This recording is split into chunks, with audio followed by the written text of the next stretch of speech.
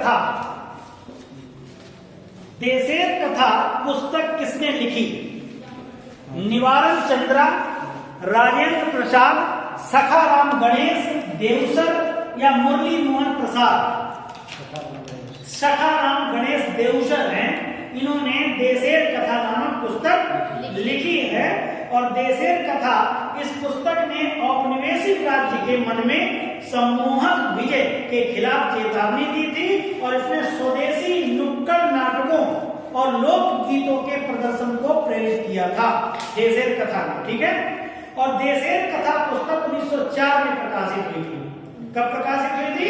1904 में। और इस पुस्तक का हिंदी अनुवाद बाबूराम बिष्ट पराड़कर ने देश की बात के रूप में किया था।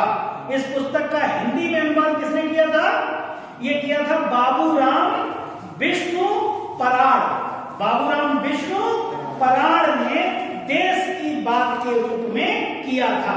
और सखाराम की और भी रचनाएं हैं, वो है महामती रानाडे, झांसी राजकुमार, बाजीराव, आनंदी बाई, शिवाजी शिक्षा और देशेर कथा क्रसेर सर्वनाथ, ठीक है। और उन्होंने 1894 में हार्ड नामक मजिस्ट्रेट के शोषण के खिलाफ कोलकाता के हितवादी पत्र में कई संपादकीय लेख लिखे थे। उन्होंने फिर से भारतीय धर्मी साहित्य संहिता, प्रदीप, भांग दर्शन, आर्यावर्त आदि में कई संपादकीय लिखी थी, ठीक है। तो देशेर कथा पुस्तक किसने लिखी? तो सखाराम गणेश देवसर। निम्न में से किसने भारतीय स्वतंत्रता के लिए डिक्की वर्ड प्लान तैयार किया था? तो लॉर्ड माउंटबेटन ने डिक्की वर्ड प्लान तैयार किया था। Dicky word plan. बाल्कन योजना के संदर्भ में निम्न में से कौन से कथन सत्य हैं? बाल्कन योजना, बाल्कन योजना से संबंधित आपको सत्य कथन बताने हैं। नंबर 1, लॉर्ड माउंटबेटन ने बाल्कन योजना प्रस्तावित की, जिसमें पंजाब और बंगाल के सुझाव दिया गया था। पंजाब और बंगाल के सुझाव दिया गया था। बाल्कन योजना ने प्रांतों और उप प्रांतों को आत्मनिर्णय का अधिकार प्रदान किया। नंबर 3 है, बाल्कन योजना को मुस्लिम लीग द्वारा स्वीकार किया गया था। सही विकल्प आपको बताने हैं, 1 और 2 दोनों, केवल 1 और 3, 2 और 3, 1, 2 और 3। पहला है, लॉर्ड माउंटबेटन ने बाल्कन योजना प्रस्तावित की, जिसमें पंजाब और बंगाल के सुझाव दिया था। बाल्कन योजना ने प्रांतों और उपप्रांतों को आत्मनिर्णय के अधिकार प्रदान किए और बाल्कन योजना को मुस्लिम लीग द्वारा स्वीकार किया गया था। 1 और 2 सही हैं, ठीक है। 3 वाला बाल्कन योजना को मुस्लिम लीग द्वारा स्वीकार किया गया था, ये नहीं है। बाल्कन योजना को मुस्लिम लीग द्वारा स्वीकार नहीं किया गया था।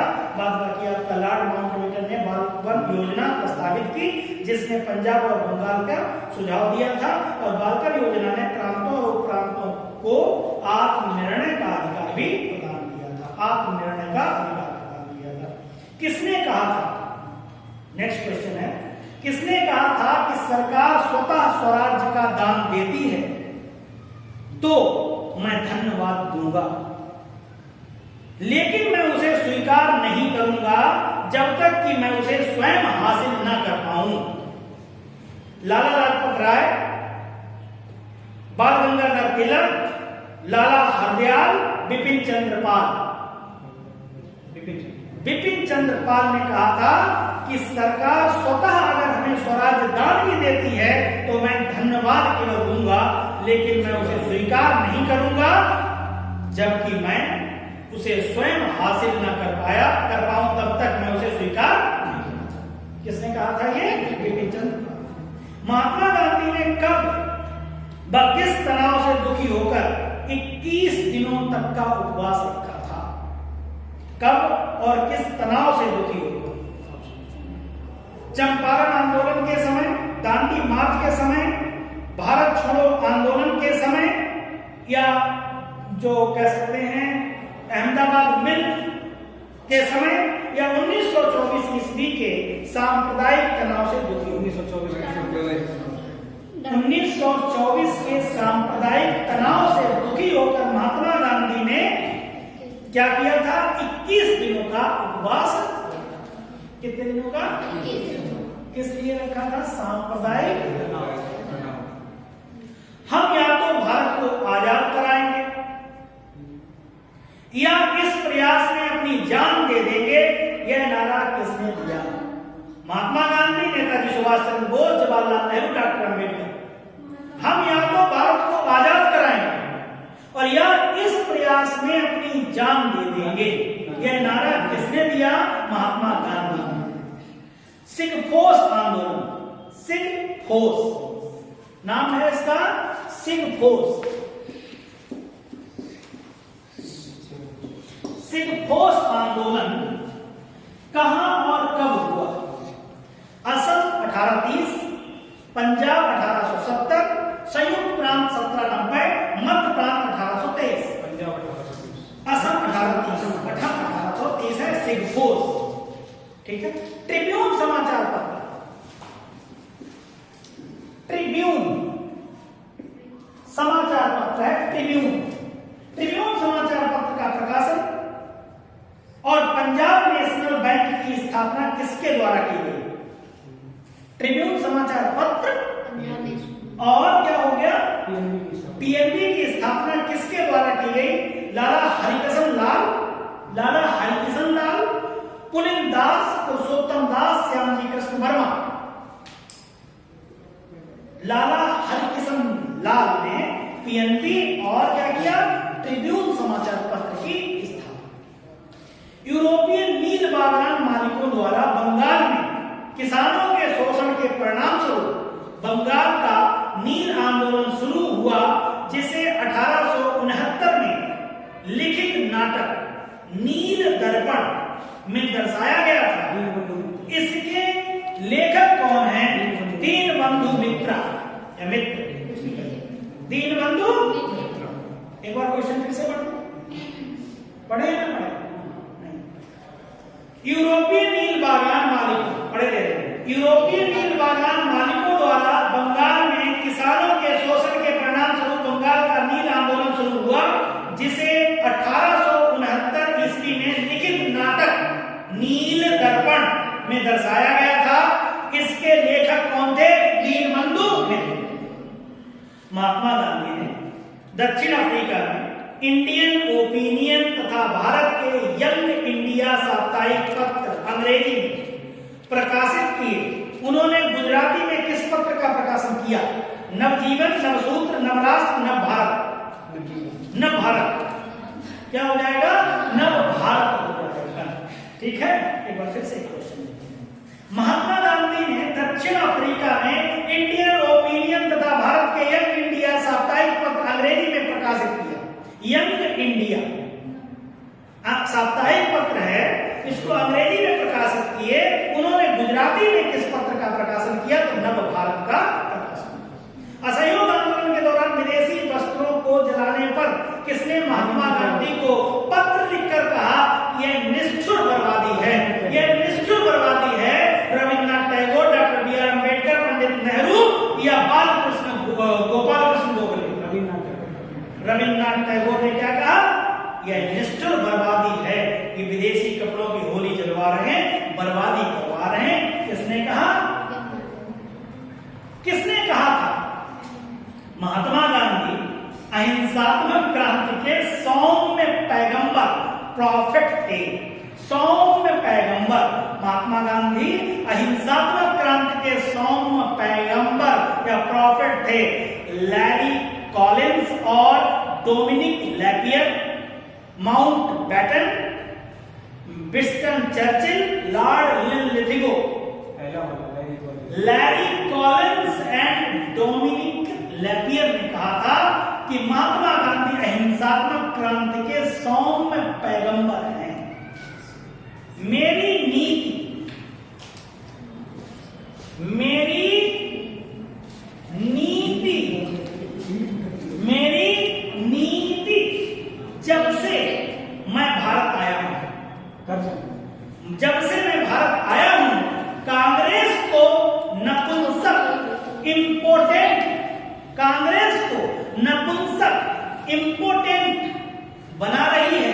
यह कथन किसका है?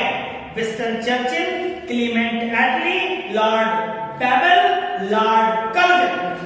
लॉर्ड कर्जन का यह कथन है, मेरी यह नीति, मेरी नीति कह सकते हैं, जब से मैं भारत आया हूं कांग्रेस को नपुंसक या इंपोर्टेंट बना रही है। यह कथन इसका है, लॉर्ड कर्जन का है। चक्कर लगाने वाली देशभक्ति, पैट्रोनिज्म इन लोकोमोशन, चक्कर लगाने वाली देशभक्ति, पैट्रोनिज्म इन लोकोमोशन शब्दावली का प्रयोग किसके लिए हुआ है? कांग्रेस पार्टी के लिए, मुस्लिम लीग के लिए, अहमदाबाद हड़ताल के लिए, आजाद हिंद फौज के लिए। कांग्रेस पार्टी के लिए लोकोमोशन या पैट्रोनिज्म इन लोकोमोशन का यूज हुआ है कांग्रेस पार्टी के लिए। बारडोली सत्याग्रह के दौरान बंबई प्रेसिडेंसी का गवर्नर कौन था? जॉन डिसूजा, मीरन निकॉन, John Dickinson, Leslie Wilson. Leslie Wilson. Bardoli Satyagraha के दौरान बंबई प्रेसिडेंसी का governor Leslie Wilson. Leslie Wilson. किसने सुभाष चंद्र बोस को भारतीय देशभक्ति की ज्वलंत फ्लेमिंग तलवार कहकर संबोधित किया? सुभाष चंद्र बोस को फ्लेमिंग या कह सकते हैं ज्वलंत तलवार कहकर संबोधित किया। एनी बेसेंट, कवयित्री सरोजिनी नायडू, अरुणा आसफ अली, महादेवी वर्मा। सरोजिनी नायडू ने कहा है सुभाष चंद्र बोस को भारतीय देशभक्ति की ज्वलंत या फ्लेमिंग तलवार कहा है। ठीक है। सरोजिनी किस सामाजिक धार्मिक आंदोलन में भारत भारतीयों के लिए है का नारा दिया गया? किस सामाजिक धार्मिक आंदोलन में भारत भारतीयों के लिए है यह नारा दिया गया? आर्य समाज, ब्रह्म समाज, हिंदू महासभा, रामकृष्ण मिशन। आर्य समाज बिल्कुल सही, राइट आंसर है आर्य समाज। किस सामाजिक धार्मिक आंदोलन में भारत भारतीयों के लिए है यह नारा किसने दिया? आर्य समाज ने दिया। बंगाल विभाजन दिवस 16 अक्टूबर 1905। बंगाल विभाजन दिवस 16 अक्टूबर 1905 को किस रूप में मनाने का सुझाव रविंद्रनाथ टैगोर ने दिया? रक्षाबंधन के रूप में। फिर से सुनो क्वेश्चन। बंगाल विभाजन दिवस 16 अक्टूबर 1905 को किस रूप में मनाने का सुझाव रविंद्रनाथ टैगोर ने दिया? रक्षाबंधन के रूप। किस रूप में भैया? रक्षाबंधन। कब है ये? 16 अक्टूबर।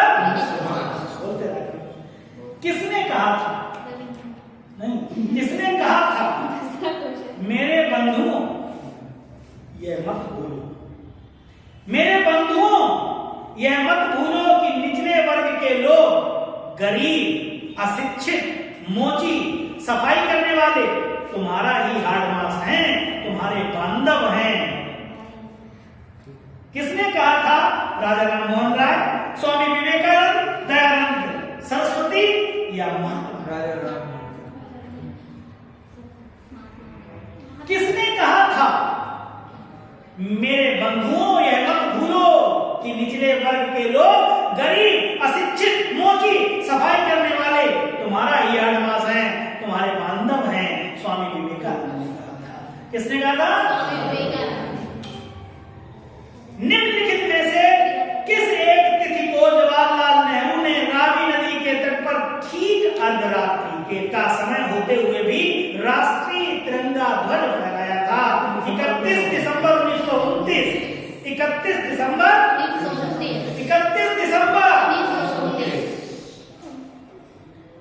अर्धरात्रि 31 दिसंबर 1929।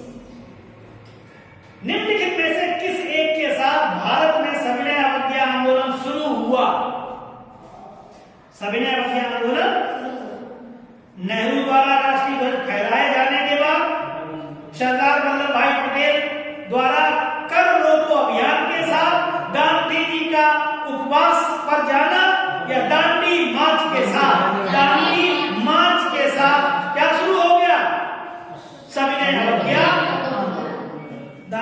मार्च से जुड़ा। अंग्रेजों ने दक्षिण भारत में अपनी प्रथम फैक्ट्री कहां पर स्थापित की? दक्षिण भारत में। अंग्रेजों ने दक्षिण भारत में अपनी प्रथम फैक्ट्री कहां पर स्थापित की? जल्दी बोलो। अरे भैया 16-11 ही तो है। मसूलीपट्टनम बोलो ना फट से। मसूलीपट्टनम इस अस्थाई, वही भी आ गया अस्थाई, और स्थाई आ जाएगा सूरत, और सूरत आएगा तो 16-13। क्लियर? दो ही है, मसूलीपट्टनम और जब दक्षिण भारत की बात की जा रही है पहली। आगे बढ़ते हैं। भारत में सिविल सेवाओं का सूत्रपात किसने किया? Lord Cornwallis.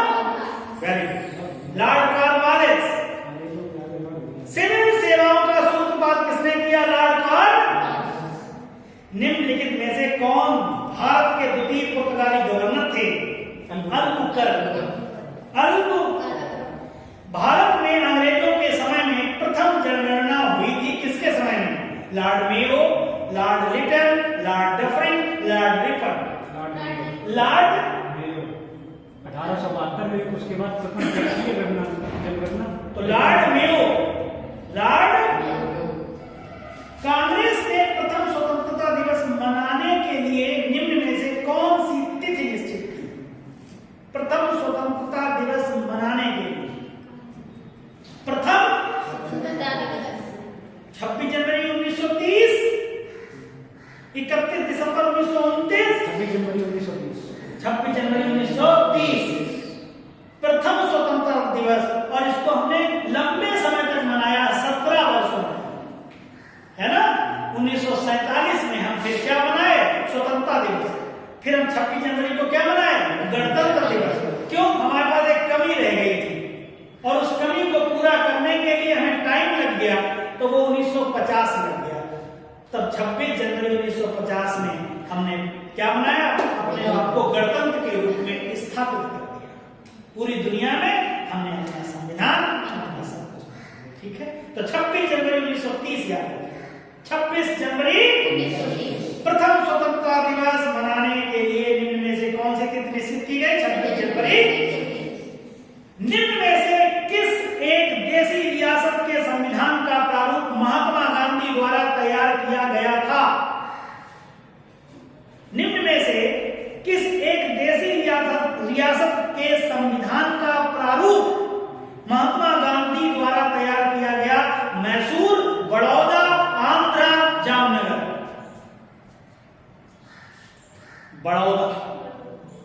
बड़ौदा की रियासत जो है उसके संविधान का प्रारूप जो है वो महात्मा गांधी द्वारा। बापू my father, Bapu my father संस्मरण किसने लिखा? सरोजिनी नायडू, मनुबेन गांधी जी की पोती, आभा गांधी, सरला देवी चौधरानी जो आध्यात्मिक पत्नी थी। सरला देवी चौधरानी क्या थी? आध्यात्मिक पत्नी थी महात्मा गांधी की। क्या थी? याद रखिए, आध्यात्मिक पत्नी पूछा जाए तो क्या बताओगे? सरला देवी चौधरानी। और मनुबेन जो गांधी जी की पोती थी, बापू माई मदर। अरे चलो मदर, बापू माई ये लिखा। ठीक है, याद रखिएगा। बापू माई मदर किसका है? गांधी जी की क्या है? वो पोती है।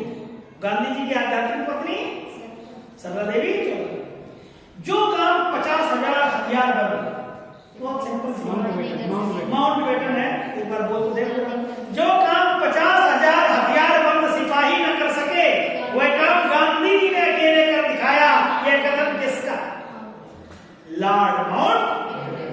किसने भारत विभाजन को एक विश्वासघातपूर्ण कार्य कहा? अब्दुल गफ्फार खान। यही है। समाचार पत्र से प्रतिबंध हटाने का श्रेय किसे जाता है? मैकॉफ। 19वीं शताब्दी के उत्तरार्ध में नव हिंदूवाद के सर्वश्रेष्ठ प्रतिनिधि कौन थे? 19वीं शताब्दी के उत्तरार्ध में नव हिंदूवाद के सर्वश्रेष्ठ प्रतिनिधि कौन थे? नव हिंदू। स्वामी दयानंद। स्वामी विवेकानंद, विष्णु परशुराम पंडित, राजा राम मोहन राय, ईश्वरचंद्र विद्यासागर। विवेकानंद। स्वामी विवेकानंद जी थे 19वीं शताब्दी के। किस भारतीय शासक ने विदेशों में आधुनिक पद्धति के दूतावास स्थापित किए? सुल्तान। टीपू सुल्तान ने। किस भारतीय शासक ने विदेशों में आधुनिक पद्धति के दूतावास स्थापित किए? तो वो केवल और केवल मात्र कौन था? सूरत में व्यापार की अनुमति पाने वाला प्रथम अंग्रेज था। कप्तान Middleton, Alfonso da Cunha, Vasco da Gama, Albuquerque. Middleton. कप्तान मिडलटन। कप्तान किसने राष्ट्रीय प्रेस, राष्ट्रीय अखबार, राष्ट्रीय सोसाइटी, राष्ट्रीय स्कूल, राष्ट्रीय थिएटर, राष्ट्रीय स्टोर, राष्ट्रीय जिम्नेजियम, राष्ट्रीय सर्कस की स्थापना करके ब्रिटिश भारत में राष्ट्रीय शब्द को लोकप्रिय बनाया? देवेंद्रनाथ टैगोर, नवगोपाल मित्रा, ज्योतिन्द्रनाथ टैगोर, राजनारायण बसु। नवगोपाल मित्रा जो है, उन्होंने नवगोपाल मित्रा किसने राष्ट्रीय प्रेस, राष्ट्रीय अखबार, राष्ट्रीय सोसाइटी, राष्ट्रीय स्कूल, राष्ट्रीय थिएटर, राष्ट्रीय स्टोर, राष्ट्रीय जिम्नेजियम और राष्ट्रीय सर्कस की स्थापना करके ब्रिटिश भारत में राष्ट्रीय शब्द को लोकप्रिय बना दिया? राष्ट्रीय शब्द को लोकप्रिय बनाया किसने बनाया? नवगोपाल मित्रा। जहां राष्ट्रीय राष्ट्रीय राष्ट्रीय तो नवगोपाल मित्रा है। भारत के कौन से वायसराय ओवेन मेरेडिथ के उपनाम से कविताएं लिखते थे? Oven Meredith. Oven Meredith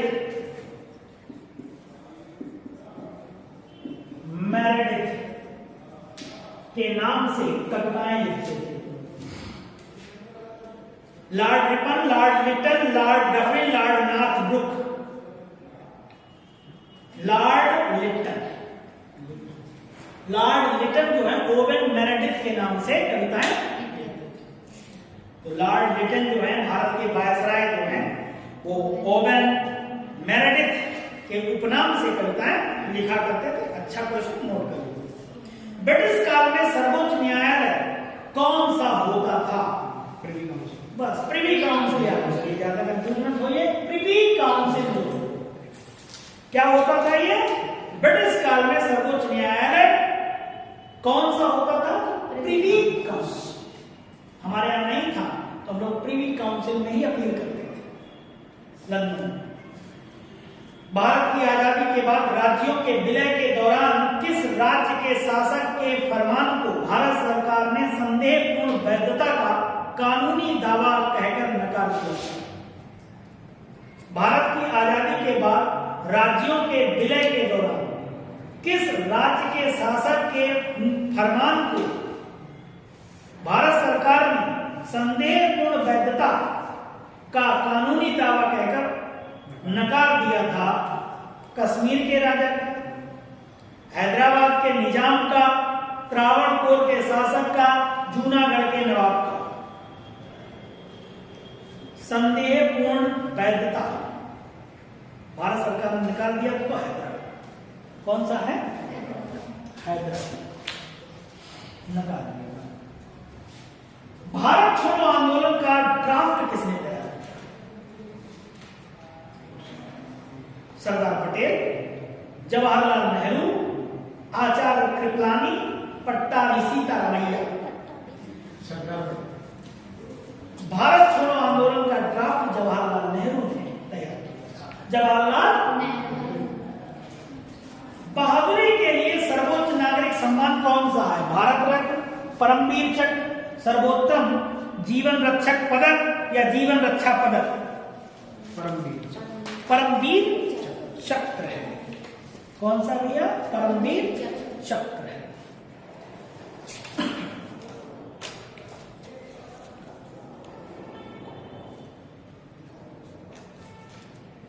Paramvir चक्र। निम्नलिखित में से कौन सा युद्ध था जिसने भारत में ब्रिटिश प्रभुत्व को प्रारंभ किया? प्लासी। प्लासी का युद्ध 23 जून 1757। इंग्लैंड की ईस्ट इंडिया कंपनी की भारत में प्रथम निर्णायक सैन्य सफलता मानी जाती है? बक्सर का युद्ध, प्लासी का युद्ध, प्लासी। प्लासी का युद्ध। सिराजुद्दौला लॉर्ड क्लाइव द्वारा परास्त हुआ था किस युद्ध में? भारतवर्ष में ब्रिटिश साम्राज्य का संस्थापक कौन था? Robert Clive, Lord Robert Clive. Bharat में ब्रिटिश साम्राज्य का संस्थापक कौन हो गया? लॉर्ड रॉबर्ट क्लाइव माना जाता है, जिसने प्लासी के युद्ध 23 जून 1757 में बंगाल के नवाब सिराजुद्दौला को पराजित कर पहली बार भारत में ब्रिटिश प्रभुत्व की नींव रखी थी।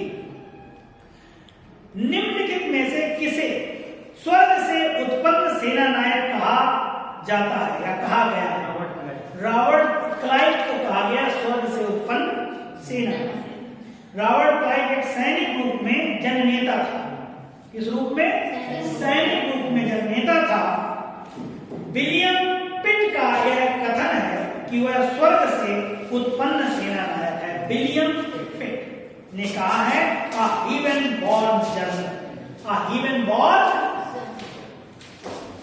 प्लासी का युद्ध मैदान कहां स्थित है? बिहार में, आंध्र प्रदेश में, उड़ीसा में या पश्चिम बंगाल में? पश्चिम बंगाल में है। प्लासी वर्तमान नाम पलासी का युद्ध मैदान पश्चिम बंगाल राज्य के नदिया या नादिया जिले में भागीरथी नदी के किनारे। किस नदी के किनारे? भागीरथी नदी के किनारे। तो पश्चिम बंगाल को टिक लगाएंगे। प्लासी कहां है? निम्नलिखित में से अपनी राजधानी मुर्शिदाबाद से मुंगेर स्थानांतरित किसने की थी? मीर कासिम ने की थी। ठीक है, मीर कासिम अपनी राजधानी मुर्शिदाबाद से मुंगेर ले गया था और संभवतः मुर्शिदाबाद के षड्यंत्र या वातावरण या कलकत्ता से दूर रहना चाहता था ताकि अंग्रेजों के द्वारा अधिक हस्तक्षेप ना हो सके। सबसे अधिक निर्णायक युद्ध जिसने अंग्रेजों के भारत में प्रभुत्व को स्थापित किया? बक्सर। 22 अक्टूबर 1700 अंग्रेजी बक्सर का युद्ध कब हुआ? 22 अक्टूबर 1700 और 23 जून 1757। अंग्रेजी ईस्ट इंडिया कंपनी द्वारा लड़े गए निम्नलिखित युद्धों में से कौन सा सर्वाधिक निर्णायक है? बक्सर के युद्ध के समय दिल्ली का शासक कौन था? शाह आलम द्वितीय था। इलाहाबाद की संधि हुई, जो पहली संधि हुई तो शाह आलम द्वितीय ने की थी और दूसरी वाली संधि ठीक है 12 अगस्त 1765, 16 अगस्त। निम्नलिखित में से जिस एक शासक ने ईस्ट इंडिया कंपनी को दीवानी प्राप्त की थी वह था? शाह आलम प्रथम, शाह आलम द्वितीय, शुजाउद्दौला, फारुखशियर। शाह आलम द्वितीय। 16 अगस्त 1765 के अनुसार शाह आलम को अंग्रेजी संरक्षण में ले लिया गया था और तथा उसे इलाहाबाद में रखा गया था। कहाँ रखा गया था? और इलाहाबाद तथा कड़ा के जो क्षेत्र नवाब ने छोड़ दिए थे वो शाह आलम को मिल गए थे। इलाहाबाद और कड़ा नवाब सिराजुद्दौला को छोड़ दिए थे, वो किसको दे दिए गए थे? शाह आलम। और इसके साथ साथ में क्या हो गया था? 12 अगस्त 1765 के अपने फरमान द्वारा मुगल बादशाह शाह आलम द्वितीय ने कंपनी को बंगाल, बिहार, उड़ीसा की दीवानी स्थायी रूप से दे दी। अस्थायी नहीं, स्थायी रूप से। यहीं से पैर अंग्रेजों के जम गए। किस गवर्नर के कार्यकाल में ईस्ट इंडिया कंपनी को शहंशाह शाह आलम द्वारा बंगाल, बिहार, उड़ीसा की दीवानी का अधिकार दे दिया गया था? Lord Clive. सम्राट शाह आलम द्वितीय ने ईस्ट इंडिया कंपनी को बंगाल, बिहार, उड़ीसा की दीवानी प्रदान की थी किस संधि में? इलाहाबाद की कौन सी संधि में? डेट बताया। 12 अगस्त 1765। डेट बहुत याद रखिएगा, क्योंकि डेट दो है एक साथ लगी हुई, 4 दिन का अंतर है, इसलिए याद रखिएगा। इलाहाबाद की संधि के बाद रॉबर्ट क्लाइव ने मुर्शिदाबाद का उप दीवान किसे बनाया था? मोहम्मद रजा खान, सिताब राय, राय दुर्लभ या सैयद गुलाम हुसैन? रजा खान। मोहम्मद रजा खान को बनाया था। ठीक है। भगोड़े सम्राट जो थे शाह आलम को अंग्रेजी संरक्षण में ले लिया गया था, भगोड़े सम्राट ले लिया गया था। 1765 में दीवानी प्रदान किए जाने के बाद ब्रिटिश सबसे पहले निम्नलिखित में से किस पर्वतीय जनजाति के संपर्क में आए थे? खासी। गारो, खासी, जयंतिया, कुकी या टिपराह? खासी। अच्छा क्वेश्चन है, इसको ध्यान रखिएगा। 1765 में दीवानी प्रदान किए जाने के बाद ब्रिटिश सबसे पहले खासी जो जनजाति थी, जो पर्वतीय जनजाति थी, ये मेघालय में है।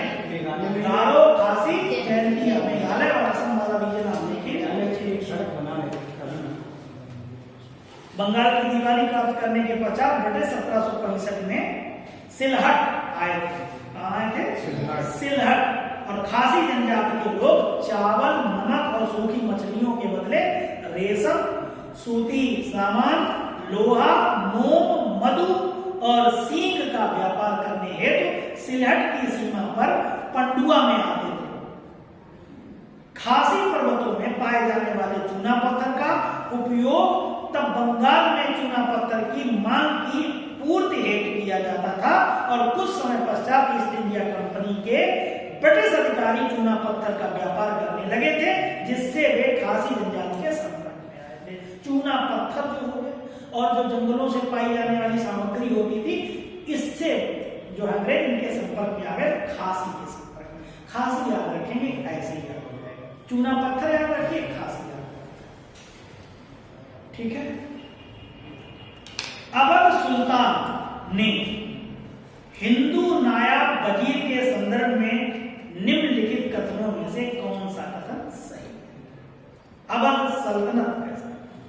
अवध सल्तनत के हिंदू नायब वजीर के संदर्भ में निम्नलिखित कथनों में कौन सा कथन या कौन से कथन सही है? राजा टिकैत राय नवाब आस्कुद्दौला के अर्थ मंत्री थे। अर्थ मंत्री मतलब रुपया संबंधी।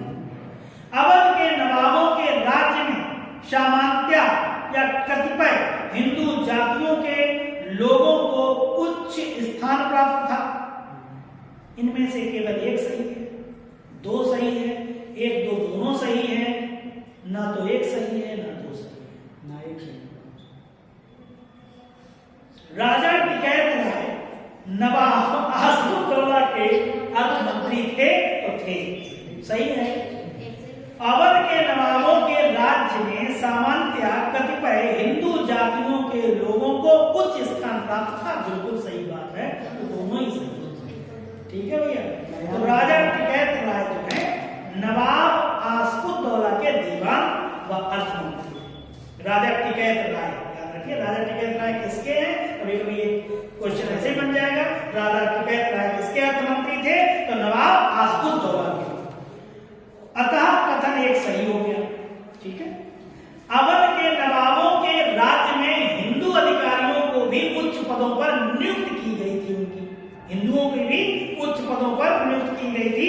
उदाहरण में आस्कुद्दौला के दीवान राजा टिकैत राय व राजा झाऊलाल एवं नवाब सफदरजंग के प्रधानमंत्री व सेना नायक राजा नवल राय आदि इन्हीं जातियों के प्रतिनिधि थे, तो दोनों सही हो गए। ठीक है। अब एक क्रम में लगाना पड़ेगा। 18वें शतक में भारत में लड़े गए युद्धों का निम्नलिखित में से सही कालानुक्रम? बांडीवास युद्ध, बक्सर का युद्ध, अंबर युद्ध, प्लासी युद्ध। अंबर पहले आएगा, फिर प्लासी आएगा, फिर बांडीवास आएगा, फिर बक्सर आएगा। तो कौन कौन हो गया? अंबर पहले आएगा, बिल्कुल सही है। अंबर पहले, प्लासी बाद, बांडीवास, उसके बाद बक्सर। बक्सर लास्ट में। बक्सर कब हुआ? 22 अक्टूबर। डेट बोलो। 22 अक्टूबर 1764। ठीक है। प्लासी कब हुआ? 23 जून 1757। ठीक, बढ़िया, सही। आगे अंबर कब हुआ? 1749। कब हुआ? 1749। एक हुआ 1749 में हुआ, जो आपने अंबर बताया पहला। दूसरा होता है प्लासी, 1757 में हो गया। 1760। तीसरा 1760 हो गया। और कौन हो गया? बांडीवास 1760। ये 64 होगा ना बक्सर? ठीक है, तो अब आपको पता हो गया कि ये क्रम कब लगा पाओगे? जब आपको अंबर का युद्ध पता होगा। ठीक है, डेट पता करना। चलिए आगे। उस फ्रांसीसी सेनापति का नाम बताइए जो 1760 के बांडीवास युद्ध में पराजित हुआ। काउंट डी लाली। बताना है आपको, काउंट डी लाली। काउंट डी लाली ये सही है, बिल्कुल सही है, काउंट डी लाली, क्योंकि इसका आगे पहले वाले में आ जाता। काउंट डी लाली याद रखिएगा, ठीक है। बांडीवास के युद्ध जो 1760 में हुआ था, कब हुआ था बांडीवास? 1760 में हुआ था, ठीक है। 1760 में हुआ था। फ्रेंच ने ब्रिटिश को हराया था, अंग्रेजों ने ब्रिटिश ने डच को हराया था, ब्रिटिश ने फ्रेंच को हराया था, डच ने ब्रिटिश को हराया था, ब्रिटिश ने फ्रेंच को हराया था। बांडीवास में अंग्रेजों ने फ्रांस को बहुत हरा दिया, ठीक है। 1760 का प्रसिद्ध बांडीवास का युद्ध अंग्रेजों द्वारा किसके खिलाफ लड़ा गया? ऐसे भी पूछ सकता है। निम्नलिखित में से युग्म बताना है, मिलाना है। बक्सर का युद्ध ना, युग्म सही करना है। हम आपको ऑप्शन दे रहे हैं, हम ऑप्शन 4 देते हैं। बक्सर का युद्ध मीर जाफर के विरुद्ध क्लाइव, फ्रांसीसी विरुद्ध ईस्ट इंडिया कंपनी, डलहौजी के विरुद्ध मराठे, निजाम के विरुद्ध ईस्ट इंडिया कंपनी। अच्छा, इसमें एक काम छोड़, इस क्वेश्चन को थोड़ा डाल देते, छोड़ इसको वन लाइनर कर देते, ज्यादा कठिन होता है। चलो अब बताओ इसी क्वेश्चन की बात। निम्नलिखित में से कौन सा युद्ध सही सुमेलित है? इसको ऐसे करते हैं। बक्सर का युद्ध मीर जाफर के विरुद्ध क्लाइव, पहली बार मीर जाफर के विरुद्ध क्लाइव तो बक्सर का युद्ध। बांडीवास का युद्ध फ्रांसीसी विरुद्ध ईस्ट इंडिया कंपनी। इसमें आपको क्या बताना है? सही युद्ध। चिलियावाला का युद्ध डलहौजी के विरुद्ध मराठे, और खुर्दा का युद्ध निजाम विरुद्ध ईस्ट इंडिया कंपनी। बांडीवास का युद्ध फ्रांसीसी विरुद्ध ईस्ट इंडिया कंपनी, यही सही है। अभी बात चली थी, ऐसे ही क्वेश्चन पूछेगा, मतलब घुमा घुमा के आपको एक ही क्वेश्चन में लटकाएगा। तो पहली बात क्या हो गई? बांडीवास का युद्ध फ्रांसीसी के विरुद्ध ईस्ट इंडिया कंपनी, जिसमें ईस्ट इंडिया कंपनी की जीत हुई। निम्नलिखित में से भारत में अंग्रेजों का सर्वाधिक विरोध किसने किया? मराठा ने, मुगलों ने, राजपूतों ने या सिखों? मराठों ने सबसे ज्यादा अंग्रेजों का विरोध किया। भारत में अगर कोई करने वाला विरोध था तो किसने कर दिया? रणजीत सिंह का नाम सुना है? बहुत ज्यादा सुना होगा। कोहिनूर हीरा भी रखा है कई दिनों में। जब कोहिनूर हीरा रखा तो उसका नाम ज्यादा सुना होगा, क्योंकि वो समझो आधी दुनिया को खिला ही सकता है। हाँ, दलीप सिंह, वो गिफ्ट दिया है, गिफ्ट में दे दिया था महारानी विक्टोरिया को। बुलाया था उन्होंने कि आओ हमें गिफ्ट दो, आके हम तो ले आए पहले। हाँ, बेचारे मरे हुए अपने देश। चलो आगे बढ़ते। रणजीत सिंह के राज्य में सम्मिलित था दिल्ली, काबुल, मकराना या श्रीनगर? हाँ, कभी भूलोगे नहीं।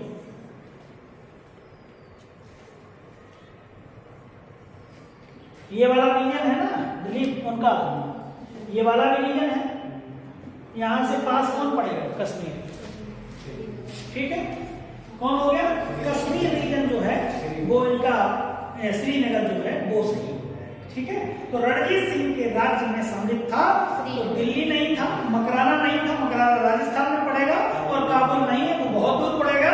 ये श्रीनगर जो आपका है वो इनके क्षेत्र में, इनमें सभी ऑप्शन में अगर देखेंगे तो दूर दूर है, दिल्ली भी दूर है, लेकिन यहाँ पर श्रीनगर पास में है, तो इसलिए श्रीनगर पे ऐसे ही आप देखिए कभी कभी जाते हैं एग्जाम देने, हम प्रेजेंस ऑफ माइंड रहते हैं तो हम लगा सकते हैं। जब पंजाब से ताल्लुकात रखते हैं और पंजाब में ही उनका पूरा राज्य था तो इसका वो श्रीनगर पास में पड़ेगा, कभी कभी हमारे यहाँ से ऐसे भी सही हो जाते हैं। खैर, रणजीत सिंह का जन्म जो हुआ था 13 नवंबर 1780 में। सुकर चकिया मिसल के थे, सुकर चकिया याद रखना आपको, सुकर चकिया मिसल के मुखिया थे, सरदार थे। महासिंह के घर में इनका जन्म हुआ था, महासिंह इनके पिताजी थे।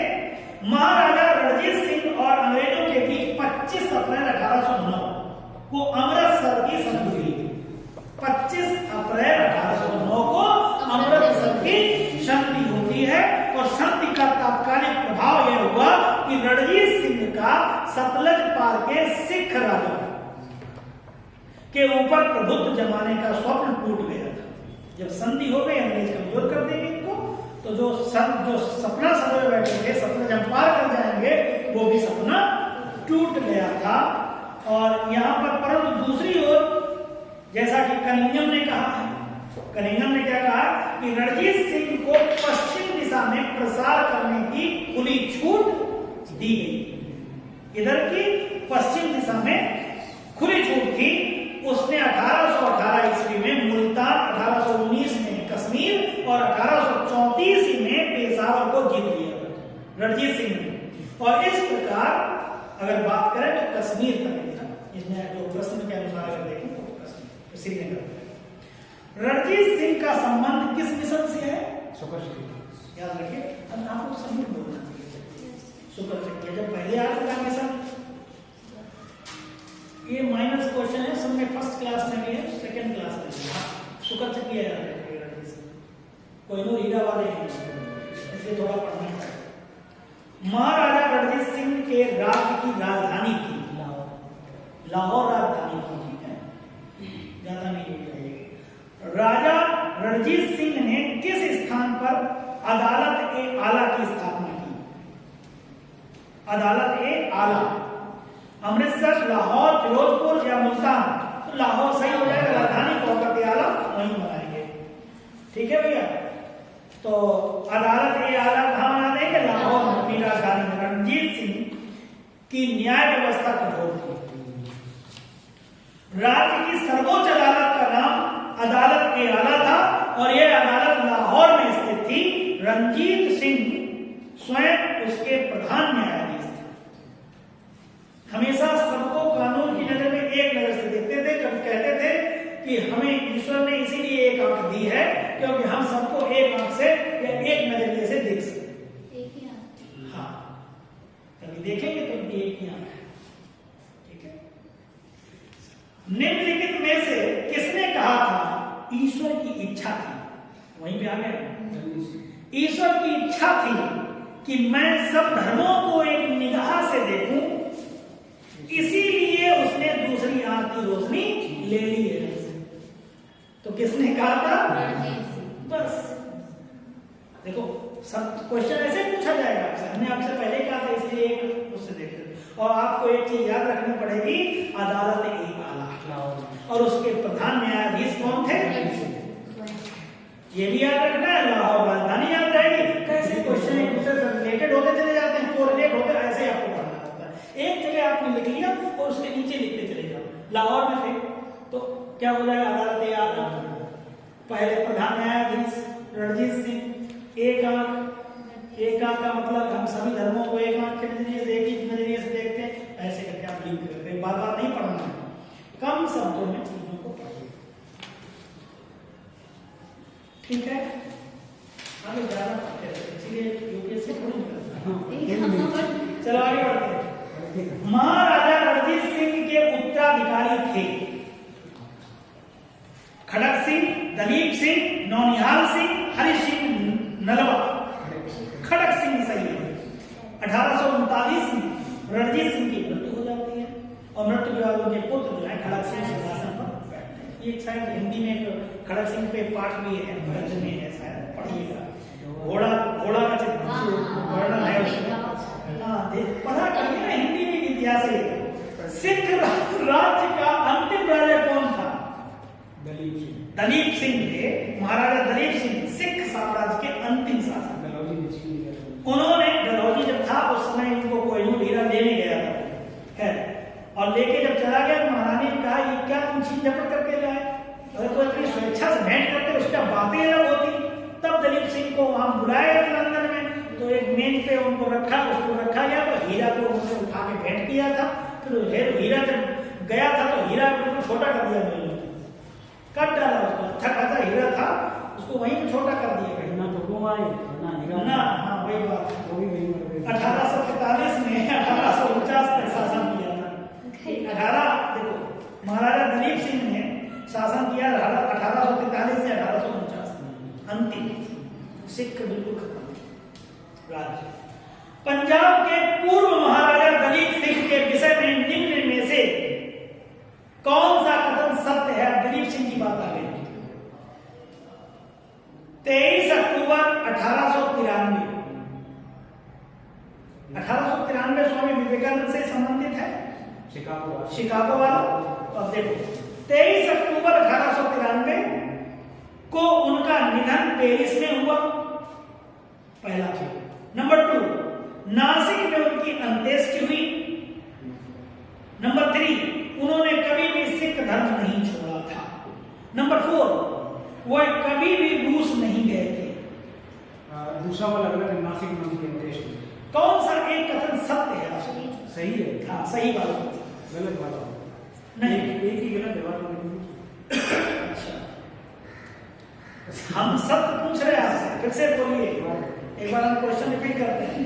क्वेश्चन पूछा जा रहा है इनमें से कौन सा एक सत्य है? सब लोग सुन रहे हैं? 23 अक्टूबर 1893 को उनका निधन पेरिस में हुआ।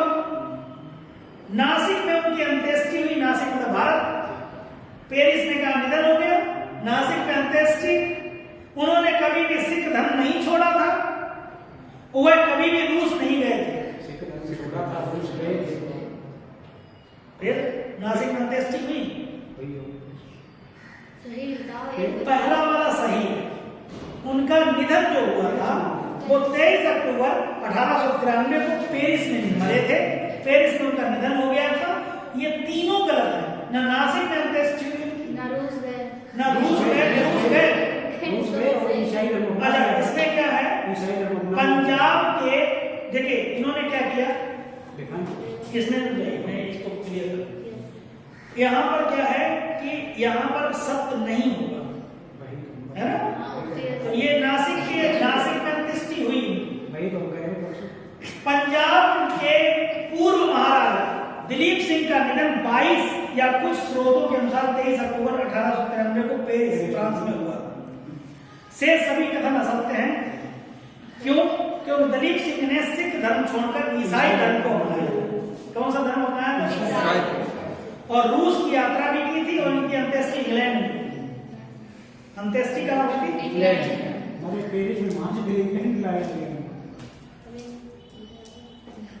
सिख साम्राज्य का अंतिम शासक दलीप सिंह। पंजाब के विलय के पश्चात पंजाब पर शासन करने के लिए निम्नलिखित में से कौन 3% का सदस्य नहीं था? HM. Elliot, sir Henry Lawrence, John Lawrence या रॉबर्ट मॉन्टगोमरी? पंजाब में विलय के पश्चात पंजाब पर शासन करने के लिए कौन 3% का सदस्य नहीं था? इसमें दो ऑप्शन है, एक तो एच.एम. इलियट नहीं था, दूसरा था रॉबर्ट मॉन्टेगोमरी। ये जो है क्वेश्चन ही गलत है, ठीक है, इसलिए दो ऑप्शन ऐसा सही नहीं है। अच्छा एक बात बताइए, प्रथम आंग्ल मैसूर युद्ध जो 1766-69 में कौन विजयी हुआ? अंग्रेज, हैदर अली, मराठा या हैदराबाद के निजाम? हैदर अली। तो हैदर अली जो हो गए तो क्या हो गए? ये आंगल मैसूर युद्ध जो हुआ था 1767 से 69 में अंग्रेजों और हैदर अली के मध्य हुआ था। निजाम, मराठे और अंग्रेज हैदर के विरुद्ध एक त्रिगुट संधि में सम्मिलित हुए। ठीक है, मराठे भी थे, अंग्रेज जो है किसके खिलाफ हुए थे? हैदर के खिलाफ, है ना? ठीक। निम्नलिखित में से कौन 1755 में डिंडीगुल मैसूर में एक आधुनिक शास्त्रागार की स्थापना की थी? हैदर अली।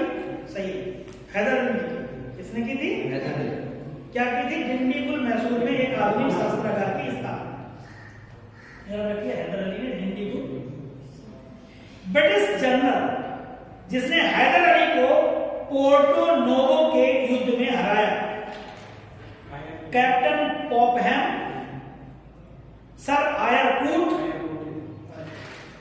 कौन हो जाएंगे? आयरकूट। सही है। टीपू सुल्तान ने अपनी राजधानी बनाई थी मैसूर में।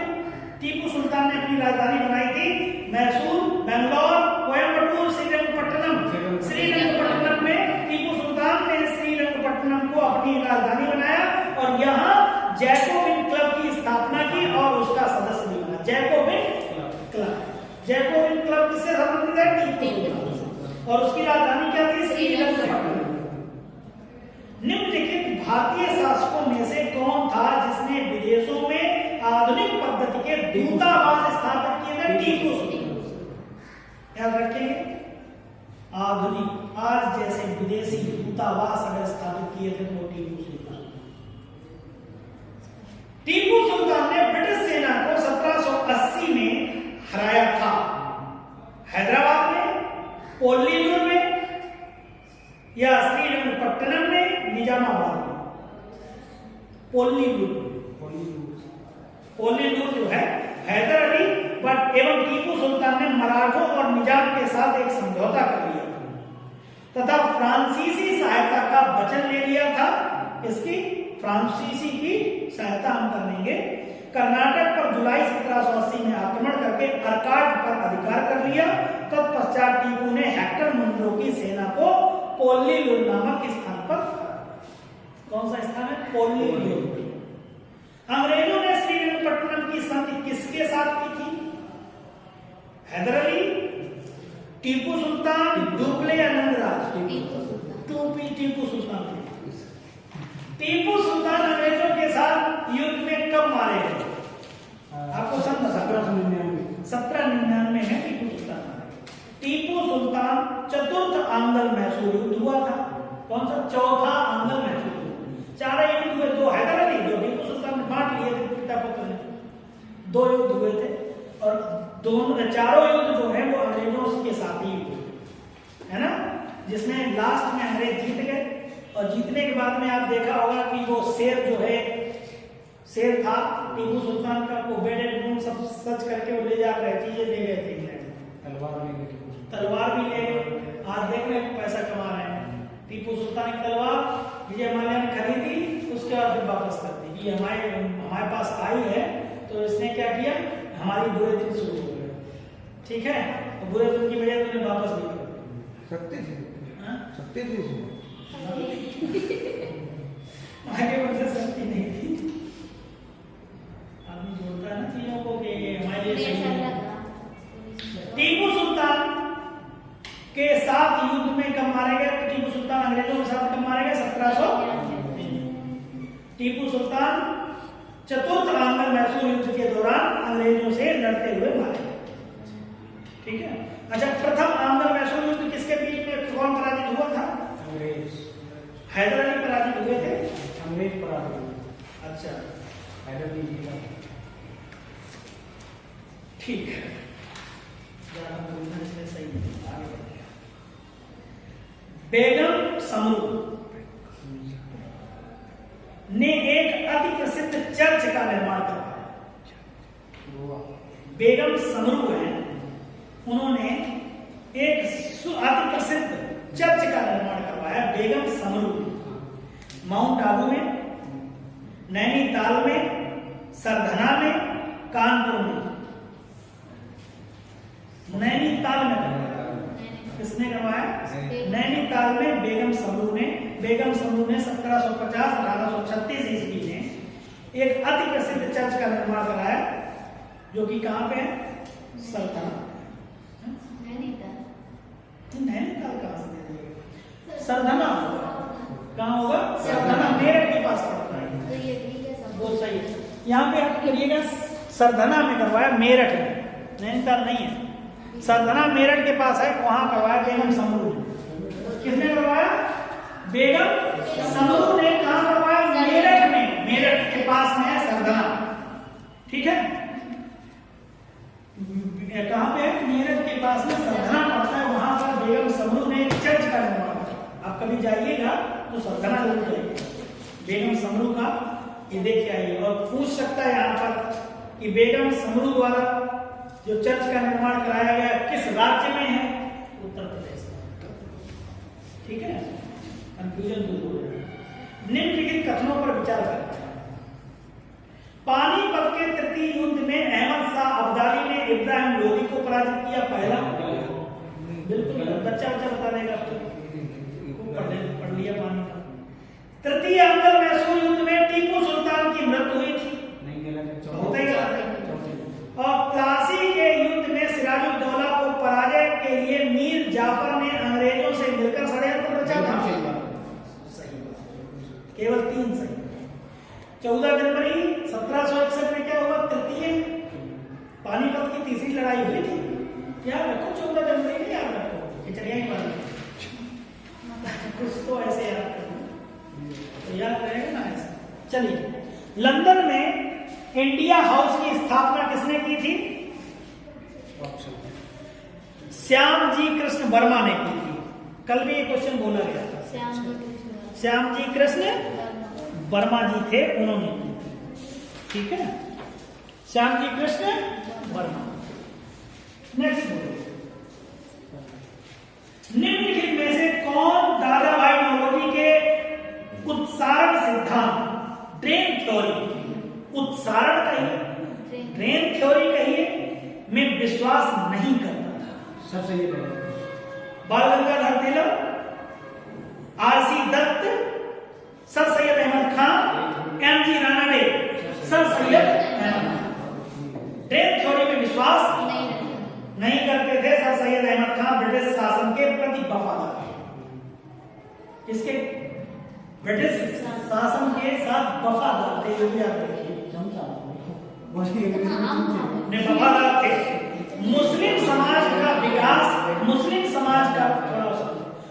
समाज का विकास वे भारत में आंध्र सत्ता के बने रहने के में ही संभव मानते थे।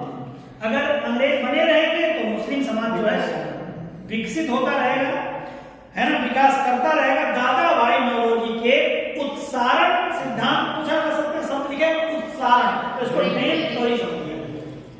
में विश्वास कौन? Sir Syed. Poverty and un-British rule in India, poverty and un-British rule in India नाम पुस्तक किस वर्ष प्रकाशित हुई? बस 1901 सही। Poverty and un-British rule in India के लेखक दादा भाई नौरोजी हैं, और यह पुस्तक 1901 में लंदन के एस सोनेस सेन प्रकाशक द्वारा प्रकाशित। लंदन के एस सोनेस चेन प्रकाशक द्वारा, लंदन के एस सोनेस चेन प्रकाशक के द्वारा प्रकाशित। दादा भाई poverty and un-British rule in India. Poverty and un-British rule in India नामक पुस्तक किसने लिखी? बोलो। अब तो सबको बोलना चाहिए, इसीलिए दोबारा पूछा जा रहा है। सब बोला British house of Commons, British house of